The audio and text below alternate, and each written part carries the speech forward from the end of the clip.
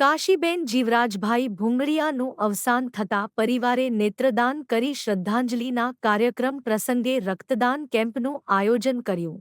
ઘનશ્યામભાઈ અને સતીશભાઈ ભુંગળિયાના માતૃશ્રી કાશીબેનનું અવસાન થતાં પરિવાર દ્વારા લોક દ્રષ્ટિ ચક્ષુ બેંકનો સંપર્ક કરી નેત્રદાન કરવામાં આવ્યું. ડો. પ્રફુલભાઈ શિરોયાએ જણાવ્યું હતું કે 21 વર્ષ પહેલા સમાજના શ્રેષ્ઠી જીવરાજભાઈ ભુંગળિયાનું અચાનક અવસાન થતાં જે તે સમયે પણ ઘનશ્યામભાઈ અને સતીશભાઈ દ્વારા પિતાના 2 મહામૂલા રત્ન એવી આંખનું દાન લોક દ્રષ્ટિ ચક્ષુ બેંકને કરવામાં આવ્યું હતું. આ 21 વર્ષ દરમિયાન જ્યારે પણ કોઈ સગા સંબંધીઓનું મૃત્યુ થાય છે ત્યારે ભુંગલિયા પરિવાર નેત્રદાન દેહદાન માટે પ્રેરણા આપતું આવ્યું છે. આ પ્રથા પરિવાર એ 17મા સંસ્કાર તરીકે સ્વીકાર્યું છે. દિવાળી પછીના સમયમાં સુરતના દરેક બ્લડ સેન્ટરમાં રક્તની અછત હોવાથી ડો.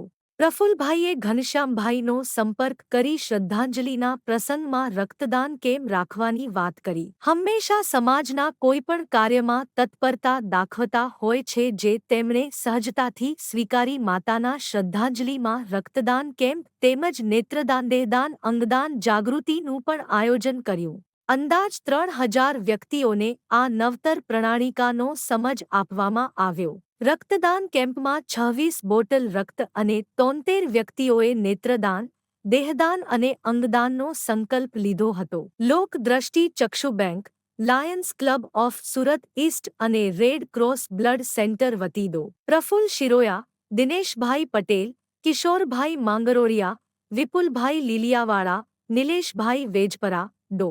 ભાવિન શિરોયા, ભાવિન કટકર એ ભુંગળિયા પરિવારનો આભાર વ્યક્ત કર્યો હતો.